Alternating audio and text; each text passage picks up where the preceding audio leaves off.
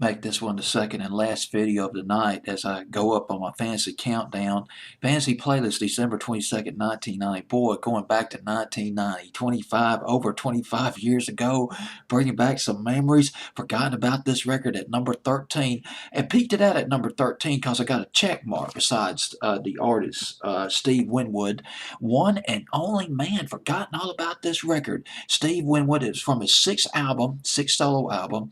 It was called Refugees of the Heart. Steve Winwood of the Spencer Davis Group, also of Traffic, and had that big comeback in 1981 while You See a Chance as a solo artist, and then he came out with Higher Love, Back in High Life Again, and Roll With It. Great soul record, blue-eyed soul guy, Roll With It back in 1988.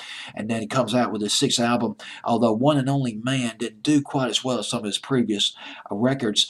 Jim Capaldi, former bandmate, songwriter Jim Capaldi of Traffic, co-wrote this song with Steve Winwood. Jim Capaldi also plays drums on this particular track.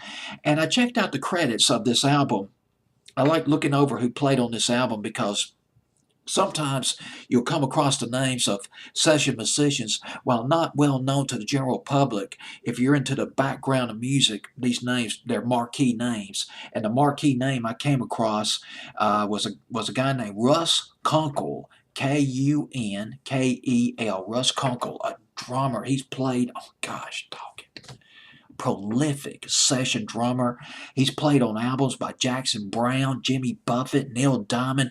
He also played drums on the album Head and Tails by Harry Chapin, which featured the hit Taxi, the brilliant record Taxi back in 1972. He's played on a lot of albums by Dan Fogelberg. Russ Kunkel did, playing drums, including Dan Fogelberg's, I believe this was his breakthrough album, Souvenirs, which featured his first hit record, Part of the Plan, back in 1975. Russ Kunkel, I hope I'm pronouncing his name correctly, playing drums on that record as well. Married to Nicolette Larson, didn't know that. He was married to Nicolette Larson, and she died of some kind of cerebral edema or something like that in 1997. I didn't know she had passed away.